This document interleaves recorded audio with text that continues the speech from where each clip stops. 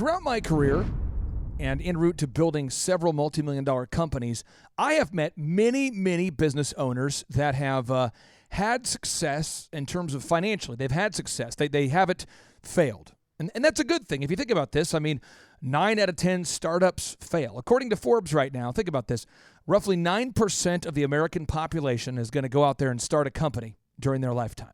But 9 out of 10 startups fail. So that means if you are successful financially as a business owner, you're in that rare category that I would call just 0.009% of the population. Less than 1% of the American population will go out there and actually start a business that does not fail. But what's the point? What is the point? What if you build a business that creates tons of money, tons of responsibility, but zero time freedom and financial freedom for you to do what you want to do? Or what if you create a business that creates financial freedom, but you don't create time freedom? Here at the Thrive Time Show, we believe that you can have both. And we believe that you need to design a business that exists to serve you and your family. And so at the last October workshop, at the in-person Thrive Time Show 2-day interactive workshop, which, by the way, you can buy tickets to today by going to thrivetimeshow.com and clicking on the word conferences. That's the word Thrive Time Show. And click on the word conferences. You can buy tickets to that to attend that event. At the workshops, occasionally I will ask my wife to come up and speak, my wife of 18 years.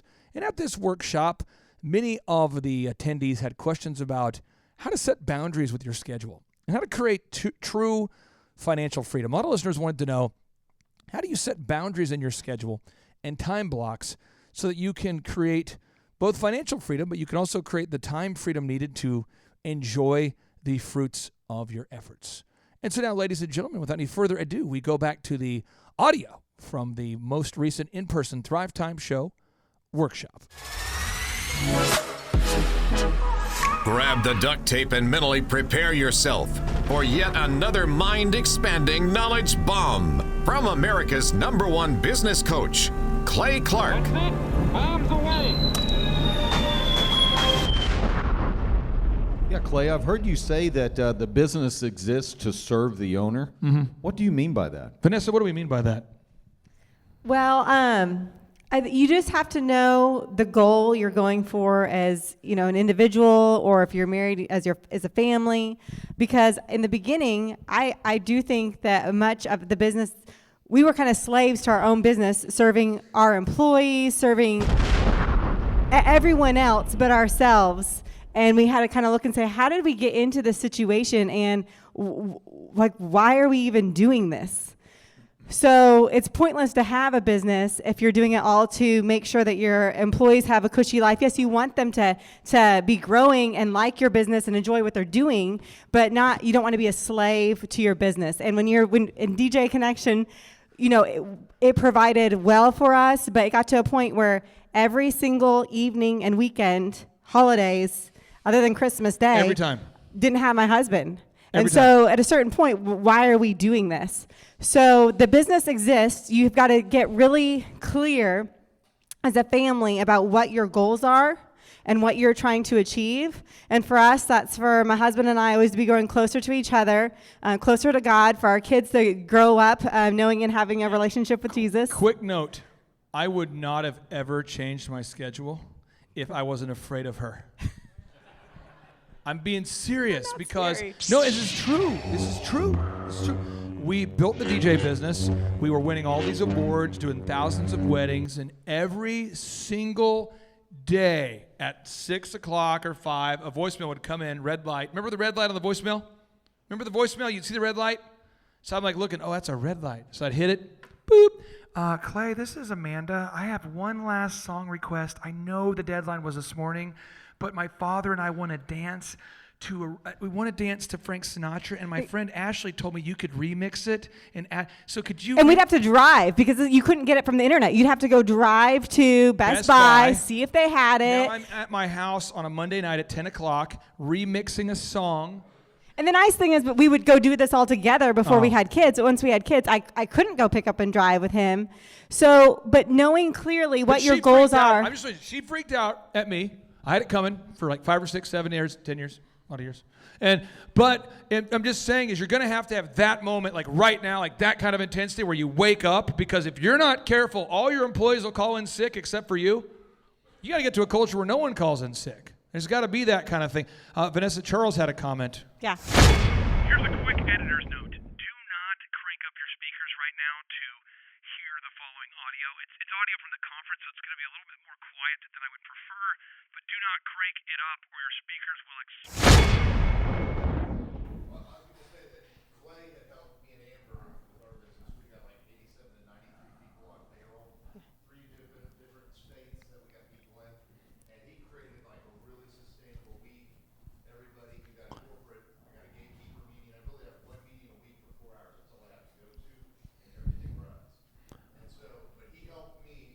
And she helped me. So it's like the triangle, no circle, just a triangle. So Vanessa helped Charles because she helped you and you helped him. It's like the transitive property or something like that. That's what There's it is. algebra, Clay. Good job. Triangle. Triangle has like a corner in the end. This one is a circle. Okay, we get it. You did it. You did it. You used your algebra after 3 times. Let's give him a hand. I just would like for you, Vanessa, to share, how did you make us make that change? Because again, knowing it, but you made us do it. Well, I think just, again, being really getting clear on what are we trying to do, okay? And for us, you know what, I have to have weekends. I have to have evenings. I want to have that as a family. It's going to make no sense to grow this business and not have any, have a poor family and relationship, right? So that's why the business exists. So we want to meet our financial goals so Clay can have free time and be with us. But a lot of his free time, he is a creative person. That is his highest and best use. I love nothing more than if he is down in our basement producing, like the video you saw, the TD Jakes video, the one. He loves that. I love when my son goes down there to join him in those things. They're both very creative, and he needs that time. I see the conferences and creation of his content as his highest and best use because he loves it, and I do believe he's born to do that. He has a teacher's heart. So in those ways, we need to, if he's working so much doing other things that he can't spend time doing his highest and best, doing these conferences, having you guys out, being able to teach this to groups of people that we believe it's not too big, but where he can get the stuff across. We had 11 events in 1 month, and I was at a hotel in Canada. Mm-hmm. And we traveled together to every event. Yeah. And one of my salespeople intentionally booked me. He called me and he said, "Hey, I talked to your wife." They were all supposed to talk to me so I could make sure that the schedule was clear because I would always go with him to an event and one of our children would go. So he called me and said, "Hey, I got it cleared with your wife. You're going to Toronto after you go to San Diego." And I'm like, "Are you sure?" He goes, "Absolutely." So then the week of it comes, I'm like, "Hey, babe, you got your tickets for Toronto?" And she's like, "No, I didn't know about it." And I'm like, "I'm scared." Oh, and so that was kind of, we had a conversation, and how my wife communicates is like this, very calm. Very calm. Aubrey, you know this. Be afraid. And then what happens, Aubrey, once you go past that level? What happens? She goes crazy. And then it's like, oh, so she's like, "You are in Toronto, and I am not there." And I'm like, and the young guy who booked the event is with me in the hotel. He doesn't understand what it's like to be, pulling some weeds. So he thinks this is the end of our marriage, the end of our life. And he's like, "Oh, who are you talking to?" I'm like, "Shh, I'm getting yelled at. You are in Toronto." Hold me, sales guy who I hate, Go down to the bar down there. The bartender's like, "How are you?" And I'm like I've been crying or something. I'm so scared. I'm scared of landing the plane and getting back. Then we get to Canada, and the Mountie who's there, he says, "Why are you guys here?" "Oh, why are you guys here?"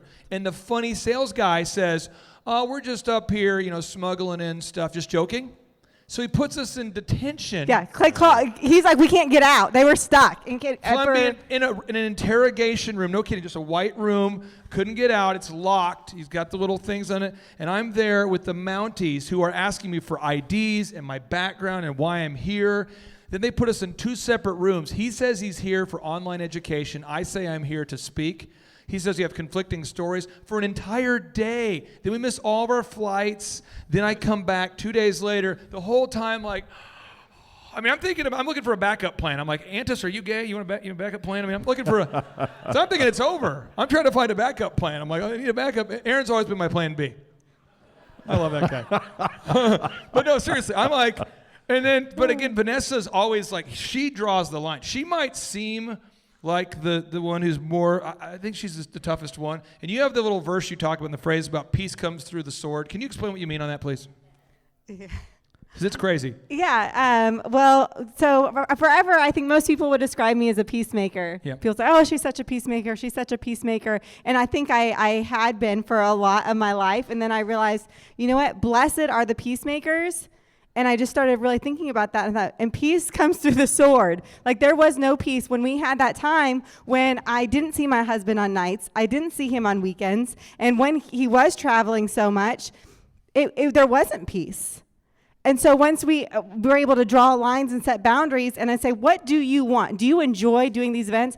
No, I hate it. I hate traveling. And then I have to speak on not what I want, but what they want. And I just spoke to the government group, and I didn't agree with what, so I said, we just really thought, okay, well, what would you like? You like speaking, though, and you're gifted at speaking, and you have so much to say. So he thought, I'm going to have people come to us.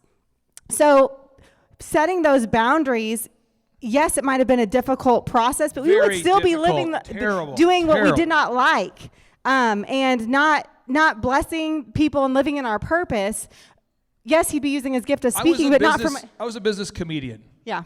I got paid to be funny, it's like Whole Foods groups And he's like that good at hire it. me, and they'd say, quick thing though, make sure you don't mention merit-based pay because the union right now is not into that. And I want to make sure you don't say anything about getting up early because we have employees and they're all lazy, so we don't want to. And make sure that, I'm like, Every talk was Robbins. whatever Okay. they wanted, which is fine. He was great at delivering that. But anyways, peace comes through the sword, just determining what your boundaries are and what you want for your life, and then go get that. Otherwise, you're going to end up somewhere completely different where you didn't intend on going and not enjoying it. And so, especially when you have your own business, create it to serve you in your life and the life you want to create for you and your family. And Does that I answer? only married her because she's she's gorgeous, but she's super smart. That was like when we were going on dates in college. I was like, she said the word sage one time, and I'm like, what is this word that you speak of, sage? I'm not kidding. I would go back, but we had dictionaries. I'd write it down, and I'm like flipping through, sage, one with wisdom. Oh, I'm like, or she would just work, and she would mention concepts like people want what they can't have, and I'm like, oh, it's like I'm dating like a hot Yoda.